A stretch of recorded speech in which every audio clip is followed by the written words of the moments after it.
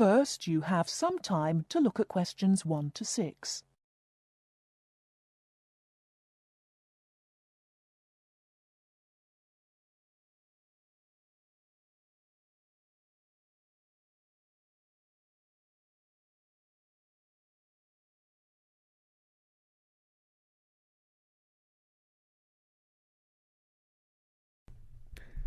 Good morning, Towers Car Insurance. How can I help you?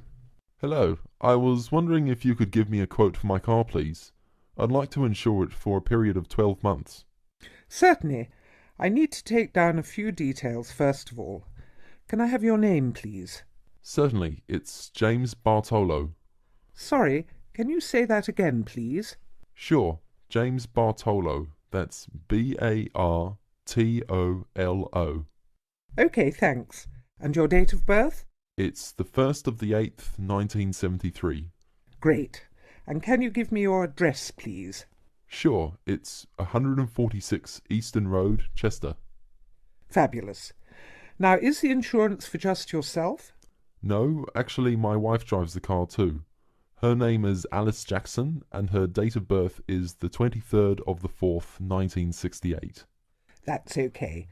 I just need to write yes or no and the make and model of the car you wish to insure. It's a 1998 Ford Laser. OK. And do you have any idea of the value of the car? Yes, it's around £4,000. I only bought it about a week ago. Before you hear the rest of the conversation, you have some time to look at questions 7 to 10.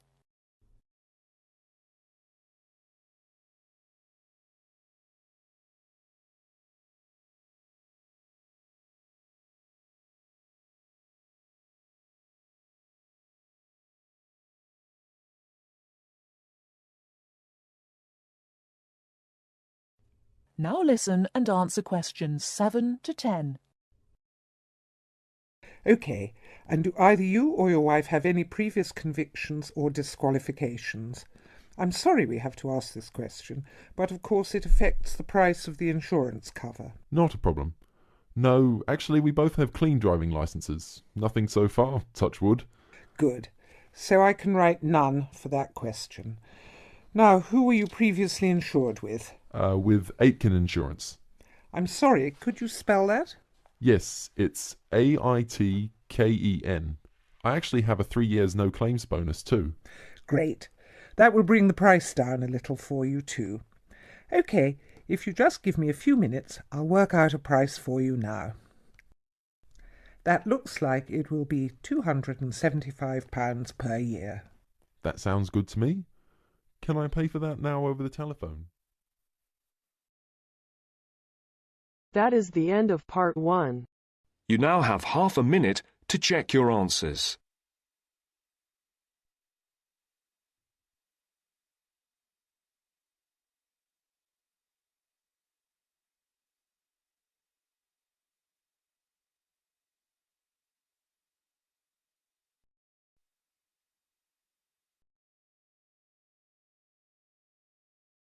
Now turns to part 2.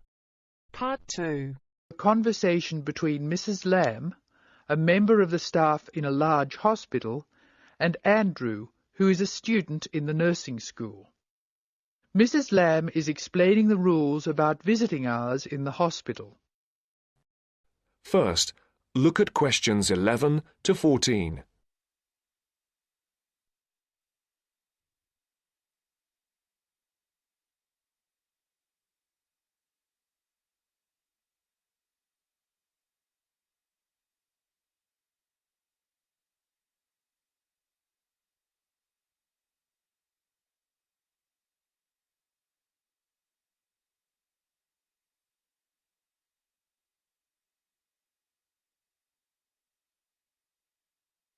Listen carefully.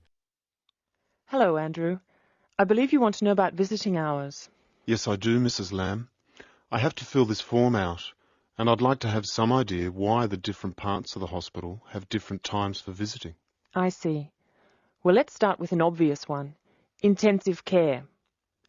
People in intensive care are very sick indeed, and for that reason, we say that visitors can come between 6 a.m. and midnight. I can understand that. At the other end of the scale, our maternity patients are usually quite well, but we restrict their visiting hours from 8 a.m. to 8 p.m. We find they get very tired if we permit visitors all the time. I see. What about the surgical wards? The doctors prefer to do their rounds early in surgical, so visiting hours are 9 a.m. to 9 p.m. Surgical patients are often on very heavy painkillers, and they aren't really very good company for their visitors. But surely the visitors come to cheer up the patient, not the other way round. Of course. And often the visitors are able to help the patient a lot. That's why we allow visitors all day, the full 24 hours in the emergency ward. They help comfort the patient while they're waiting to be diagnosed. Of course, it's not just everyone who can visit a sick patient. People in intensive care can only be visited by their immediate family. What's more, we only allow 2 people in at any time. We let children of the immediate family in to visit people in intensive care, but we don't like to do it. It's very hard on the children, and it may distress the patient. However, if the patient asks for the child, and the family agrees, that's okay. What about children in maternity? Of course we let them in. They're very pleased to see their mothers. The rule in maternity is everyone may visit, up to 6 people at a time. The maternity ward is quite sociable after all. The surgical ward must be different. It is indeed. We don't allow children in the surgical ward because of the danger of infection. And as you know, we restrict the hours. There are a lot of procedures which must be carried out on surgical patients, and we only let 2 visitors come in at a time. And in emergency, people are allowed to visit all the time? Oh yes, we rely on patients' relatives to be there for them, and we permit everyone to visit the emergency department at all hours. However, we restrict it to 3 visitors for each patient. Otherwise, the room just gets totally crowded. Before the broadcast continues, look at questions 15 to 20.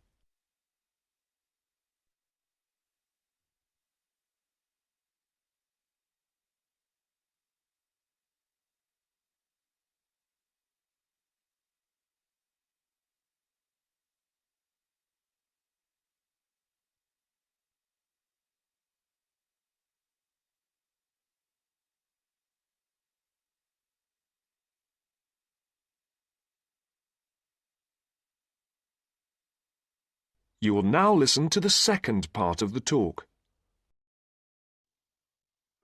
Now I have your schedule for the next week's observation sessions. Are you ready? Yes. Where do I start?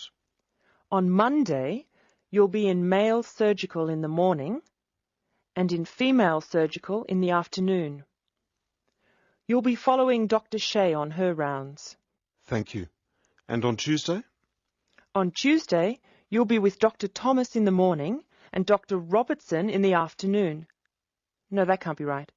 You're with Dr. Thomas in the afternoon and Dr. Robertson in the morning. Do I ever get to see Dr. Kim? Yes, you'll be with Dr. Kim on Thursday and Friday. She'll take you through the children's ward and through our new teenage ward for 12 to 15-year-olds. Great. I've read a lot about that new ward.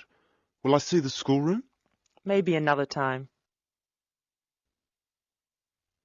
And what will I do on Wednesday? On Wednesday, you'll join the other students for lectures.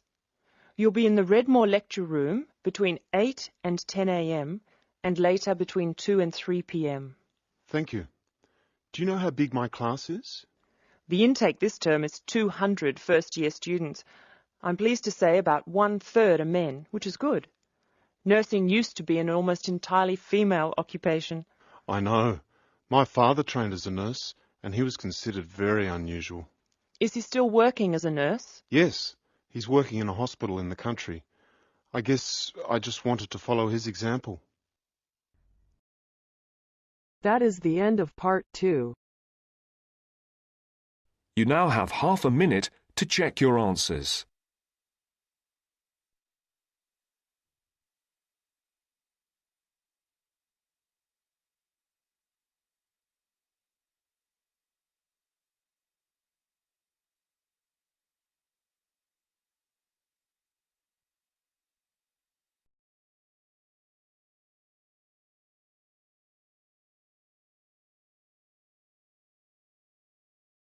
Now turns to part 3. Part 3. You are going to hear the rest of the talk about family history. First, you have some time to look at questions 21 to 25.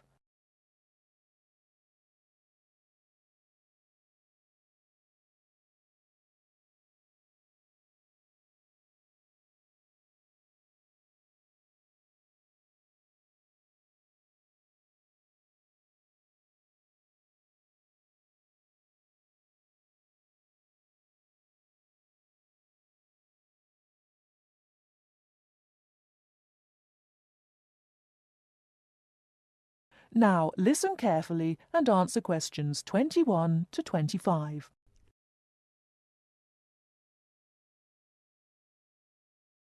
So, that's a few ideas about getting information. But what about methods of recording it? Of course, you can just write down what family members say. But it's even better if you can use a tape, so that you can record them as they're talking. Then you don't have to worry too much about making mistakes. You'll always be able to listen to it again. But whatever method you do use to record information, remember that it's very important to make a note of exactly how you got it. So, if you are using tape, always start the recording by saying the date and the place, as well as the name of the person you're interviewing. So, apart from people's memories, where else can you find information? Well, there are all sorts of documents, and they can be extremely useful. People keep lots of kinds of documents in the home, like photos or letters or diaries or birth certificates.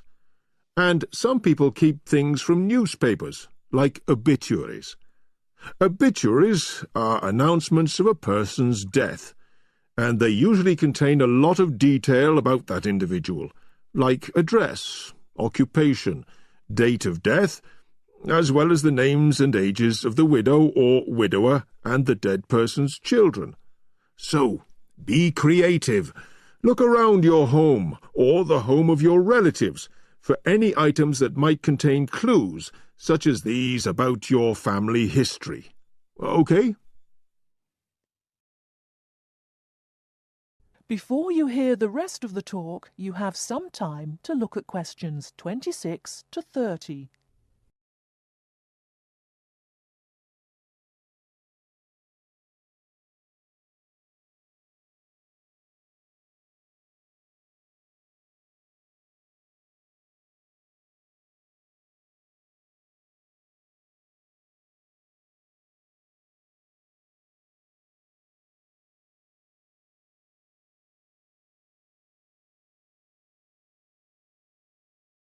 Now listen and answer questions 26 to 30. Now, you'll find that you'll collect a lot of information, so you'll need to record it in an organized way. I'd recommend that you use an ancestor chart, like this one here. Can you all see? Ancestor charts act like maps. They link 4 or 5 generations in a family tree, so they're very convenient, and they don't cost anything. You can get as many as you like. You just download them free from the internet. Then you fill them out as you go along, and for each individual you record all the key information next to their full name. It's very convenient. Now, at this point, I'd just like to give you a couple of tips about filling in the ancestor sheet. First of all, I'd advise you to use pencil, at least until you have definite evidence for the information you're recording. Secondly, as well as recording official names, I mean given names, it's worth writing any nicknames down. You know, these are the short names that people call you when they know you very well. And you can show them by using quotation marks. That's ancestor charts, then. They really do save a lot of work. Now, before I show you how to go about confirming the information you collected... That is the end of part 3. You now have half a minute to check your answers.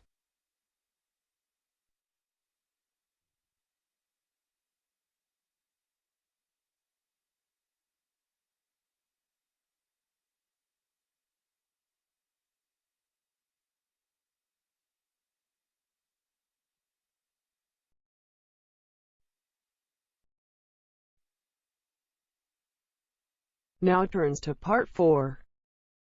Part 4. We're going to hear a talk on wild rice. First, you have some time to look at questions 31 to 40.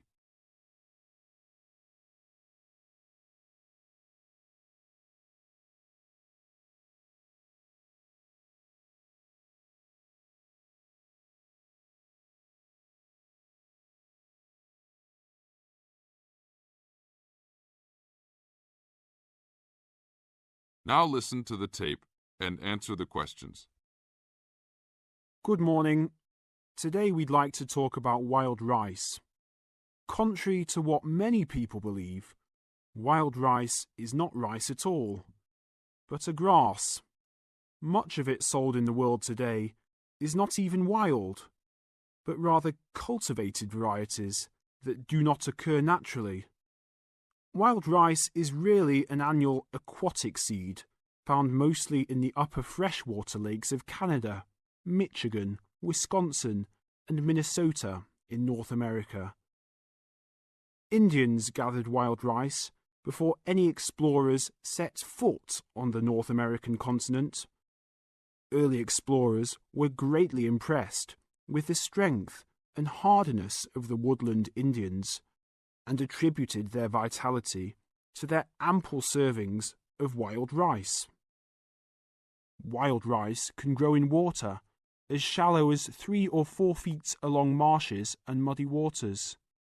A tall plant, it grows to a height of 8 to 10 feet, with a long flower cluster that reminds one of a narrow broom. The grains in their husks on the tall stalk look somewhat like oats. Truly wild rice is a challenging crop to grow. Even today, it's very susceptible to failure due to weather conditions. If a heavy windstorm comes along just before harvesting, the seeds can be blown into the water, ruining an entire crop. Harvesting at just the right time becomes a matter of beating the birds to it, since wild rice is considered a delicacy by many birds living in the area. Other challenges include insects, disease, poor drainage, and high waters. If the grains are too green, they are difficult to thresh or beat out of their husks. If left on the plant too long, even a few days too long, they fall off the plant into the water. Airboats have brought about recent improvements in commercial harvesting of the wild rice, while newer techniques for parching, winnowing, and hulling have been a help in saving time and labour. Still, it takes about 3 pounds of grass seed to yield 1 pound of wild rice. Buyers should be aware of 2 types of wild rice, gathered and commercial. Foraged or hand-harvested wild rice is gradually being pushed out of the market by hybrid commercial varieties. Hand-harvested wild rice makes up less than 20% of the market today. Heirloom varieties of this foraged grain still exist. In fact, it is the only heirloom grain sold commercially. However, package labels can be deceiving. Though the label may read Indian harvested or organic, the product may be hybridized wild rice placed in freshwater lakes and gathered by Indians in airboats. Hand-harvested, organic, and from the Great Lakes region is the real thing, with superior flavour and aroma, but it may be difficult to find. Though wild rice is one of the most expensive grains, it goes a long way.